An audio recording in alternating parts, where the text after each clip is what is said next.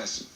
We have to do more to reaffirm the faith of the Australian people in our commitment to health and to Medicare. Now, that commitment is there, but plainly there were concerns. Now, there are other issues relating to as I said, a general distrust or a sense of disenfranchisement from government. We will work harder, much harder, to again ensure that Australians understand our very deep commitment to them. Politics, after all, is, despite what we sometimes read, is not about the personalities of politicians. It's not about Barnaby and me. It's not about the media. It's about 24 million Australians. It's about their dreams, their aspirations, their families, their sense of security, their anxieties about the future, about government services, whether they can keep their job, whether they'll get a better job, and so forth.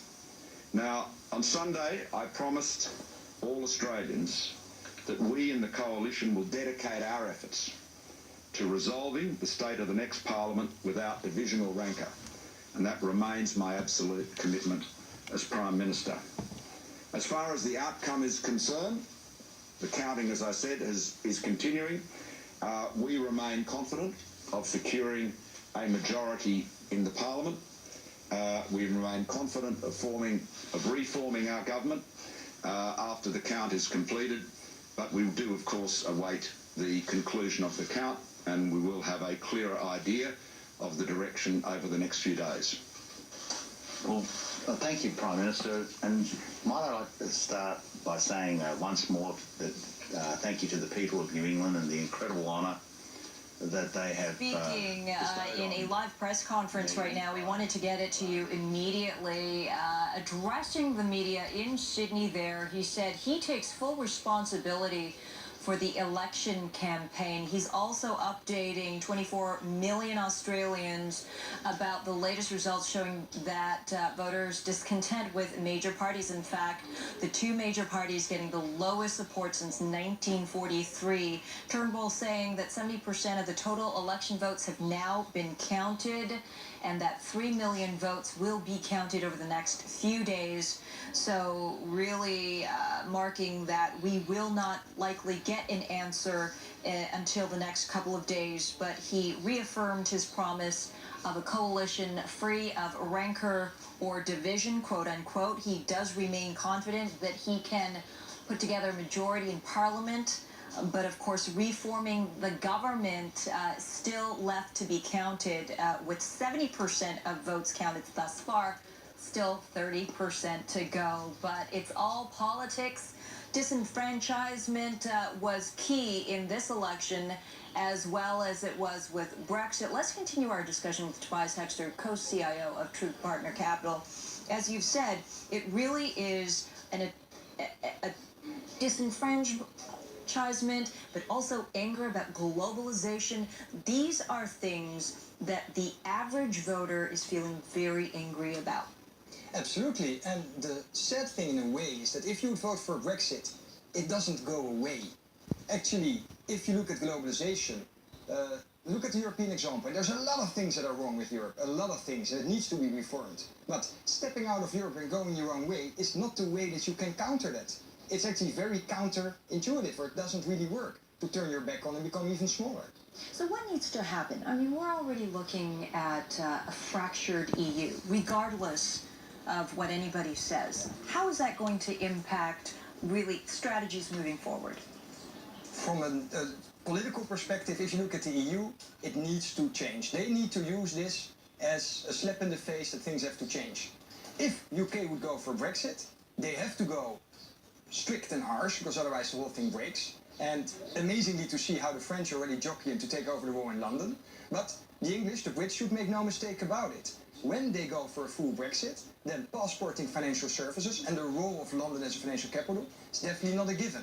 So there's a stick.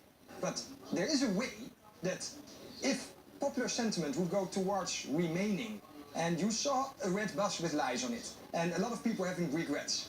If you get a set of opinion polls in the UK that actually show a bit of support for remaining, then a political leader, especially if it's Home Secretary May, would be able to fudge herself out of ever invoking Article 50. Right, she was saying that she was a quiet supporter of the Remain camp. Yeah. All right, okay, so, but the thing is, at the end of the day, you still have global markets, you still have gyrations, and you also have a slowing down of China. Does that exacerbate the global picture? But the interesting thing is, the markets, if you look outside and if you look at the pundits, everybody's negative. I saw numbers with huge amount of zeros being thrown out yesterday about the Chinese bank recapitalization. Maybe from an investor's perspective. Maybe because of the central banks intervening, or because everybody thinks it's going to be all right. If you look at the price of panic priced in markets, it's at almost all this year lows, especially if you look at the greater Asia and China region. So if people are afraid of what's going to come out of China, actually the whole post-Brexit recovery rally and slump in price of movement that came with it might be an opportunity to slightly hedge your bets. I would combine it with being long the market if you want, because timing volatility per se is difficult, but insurance premium has come down the past week significantly. Well, insurance premiums, interesting there, but also if you're looking for yield, you'll go anywhere for it. Yield, yeah. And I have to teach my kids at one point that when I was a kid we got this thing called interest.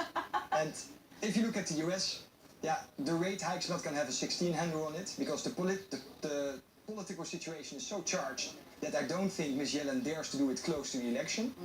So maybe this is the new normal, and we have to say Bill Gross was quite ahead of time. I hope it doesn't turn too negative, but governments that are very hungry for financing, which are very much in debt, they really like the idea of these negative interest rates. The population shouldn't and doesn't. Well, it means that more people have to save more because they're not getting yield. It's costing them money. And also it means that, you know, you're going to have to look elsewhere for investment, like housing or the like. And most people are living in really hot property markets right now. And that's the terrible thing, and that was what got us back to in the first segment. The results of this central bank policy are great for the governments, are great for debtors. But your prudent saver, your average retiree, anywhere across the world, whether it's a Dutch pension plan holder or it's a US person has a lot of bonds in his 401k, these people are feeling the brunt of it. Yeah, and it really circles back to what we started with, which is disenfranchisement between the markets and the real world. Okay, Tobias, I'm going to leave it there. Thank you so much for joining us. Tobias Hexter, co-CIO, True Partner Capital. Coming up, drumming up business, Israel's Prime Minister begins his courtship of Africa in Uganda. Find out what's on Benjamin Netanyahu's agenda next. This is Bloomberg.